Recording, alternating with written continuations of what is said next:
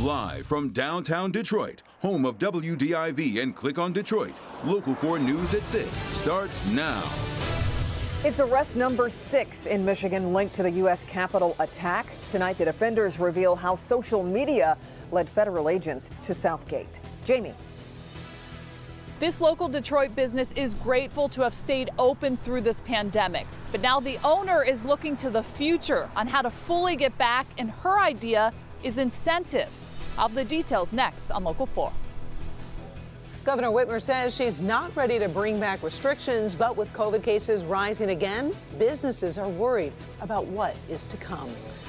Good evening, everybody. Coronavirus tops our news at 6 as Michigan passes a tragic milestone amid a spike in COVID cases. Today, the state added 5,030 cases and 20 deaths.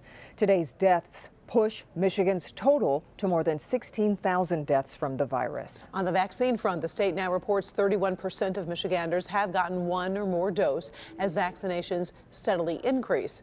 Ascension is adopting a no visitor policy with limited exceptions, citing the rise in cases and hospitalizations in Southeast Michigan.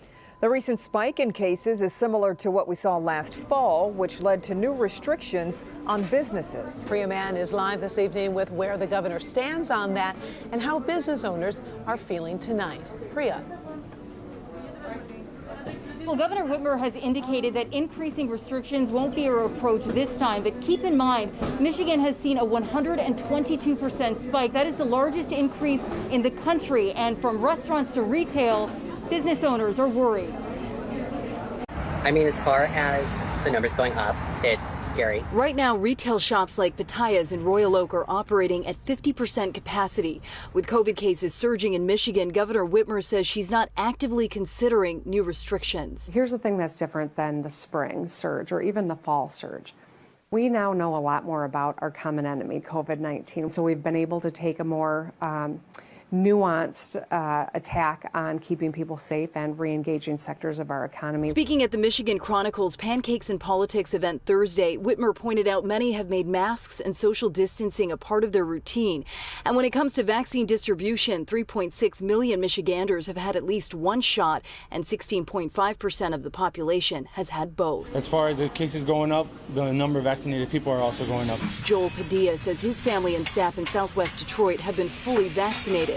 While safety is paramount, he's hoping capacities won't be reduced. 50% of our staff is really pretty much out of work because the waitresses, that's what they depend on, tables. He says the focus should be on boosting vaccine distribution instead of increasing restrictions. She's going a step in the right direction. As long as we're moving forward with vaccinating everyone so we can reach herd immunity, go back to normal, and everything can zoom in and we can get back to reality.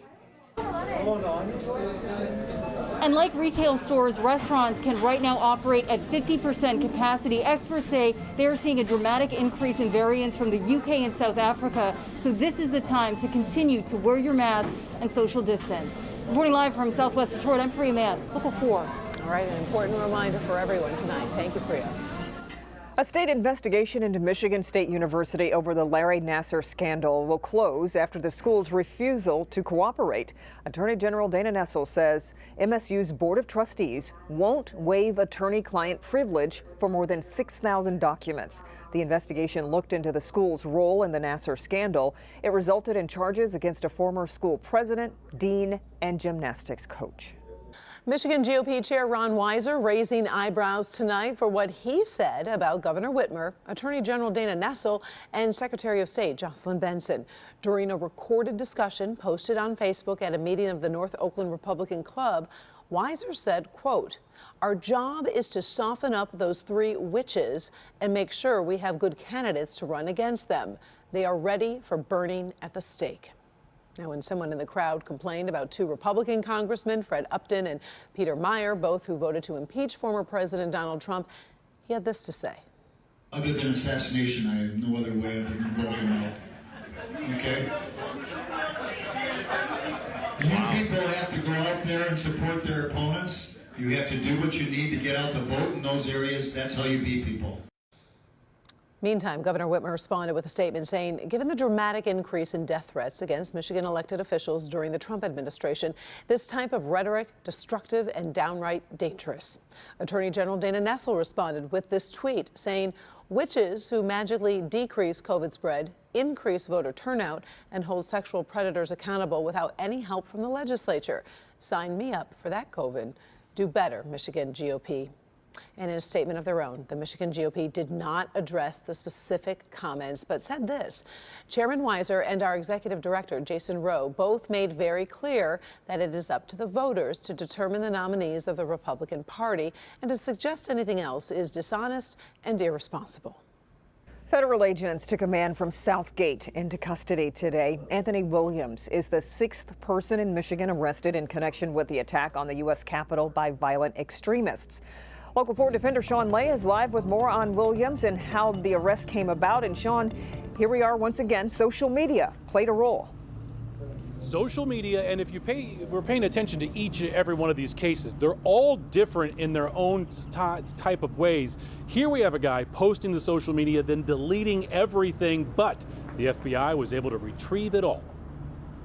It was an online tip to the FBI, pointing the FBI towards a man from Southgate named Anthony Williams. In this federal complaint against Williams, the tipster identified Williams by name, said he was inside the Capitol during the January 6th violent Capitol chaos, and the tipster even sent screen grabs from Williams' own Facebook page. But the FBI says photos of Williams actually inside the Capitol with the mob had been deleted. Williams perhaps thought he was in the clear. The FBI says investigators were able to retrieve those deleted photos and find videos showing Williams not only in the Capitol with the mob, but posing near statues, posing near police. And the FBI says Williams wrote, "We took this expletive building." The FBI says Williams took part in something he called Storm the Swamp, that the founding fathers and his own father and grandfather would be proud. Now he's facing numerous federal charges here, including trying to disrupt what was going on there in Congress. We're live tonight. Sean Lay, Local 4 Defenders. Thank you. Earlier this week, Clinton Township lost his police chief to complications from COVID-19. Fred Posovitz had been with the department for more than 40 years, rising to chief back in 2007. Today, a special tribute was paid to the chief, and our Tim Pamplin was there. One last ride to City Hall for Chief Posovitz this morning as the motorcade made its way to the municipal complex. Visitation for family and then open up to the public. His untimely death from complications of COVID hitting this community hard. Tears have kind of started to flow. Remembering the man who spent 41 years working his way up through the ranks of the Clinton Township Police Department. He was a great cop, a great husband, a great friend, a great community leader. Officers from across the area paying their respects. Everybody thought they were his best friend, because he treated everybody the same, no matter who you were. You could be the supervisor, you could be the mayor, you could be the county executive, you could be the custodian. And he treated you exactly the same, with respect, and he loved everybody. Chief Posovitz has been here for 41 years, so you can just imagine how many people he's touched. The last few days, I can't tell you how many phone calls I've taken of people crying and just telling me how they had an interaction with him 15 years ago. Taken too soon? Taken way too soon, yes. The remembrances were unanimous today. A great guy, a great leader, a cop's cop. You bet. He is a cop's cop. No question about it. They all loved him and still do and always will. And that's why this department will flourish, because they're all emulating what he laid out. Chief Posovitz's legacy lives on. That is the scene in Clinton Township this afternoon. Tim Pamplin, Local 4. All right, Tim. Well, the pandemic has wreaked havoc on so many small businesses, but with the vaccines available now, there's at least a little light at the end of the tunnel. As Jamie Edmonds shows us, one local small business is trying to speed up the vaccination process in an interesting way. All the precautions have been put in place here at K9 to 5. You got the plexiglass, you have the hand sanitizer, but the owner here says the only way to fully get back to business is for everyone to be vaccinated. K9 to 5 is a dog grooming, daycare, and boarding business in Detroit. They were lucky as they were able to stay open during the pandemic. We served a lot of hospital employees. We served a lot of police, fire. But it's not business as usual, at least not yet. Owner Liz Blondie believes that will happen when most, if not all, employees are vaccinated. To me, getting everybody vaccinated is the easiest way for us to just kind of get back to a safe space at K9 to 5. To incentivize her employees to get shots in their arms, Blondie came up with some ideas. $50 goes to those who get the vaccine, plus a paid day off after the second shot, because Blondie knows firsthand how that feels. Felt terrible after the second vaccine, but just the kind of confidence that I felt after having been vaccinated and the security that it gave me. Finally, each employee will get $100 if everyone in both locations gets vaccinated. Hannah Robar has been front and center interacting with customers for months in the Detroit location. She's happy to have gotten the vaccine.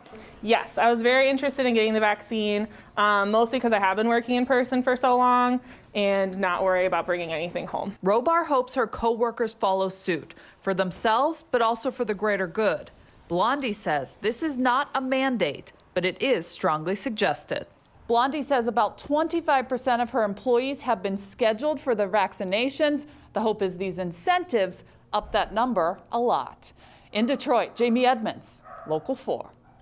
All right, thank you, Jamie. A Michigan broadcasting legend steps away from the microphone. Ahead, Frank Beckman speaks with Local 4 after signing off from an iconic career in radio. Then, Karen, we've got temperatures in the 50s through the rest of the evening, and the skies are going to continue to clear. That means sunshine to start the weekend, but it does not mean we'll be rain-free. We'll time out the drops next. Okay, Ben, and next, a wild scene in Macomb County. See what happened when the person in this crash tried to run from police who had a K9 with them. Stay with us.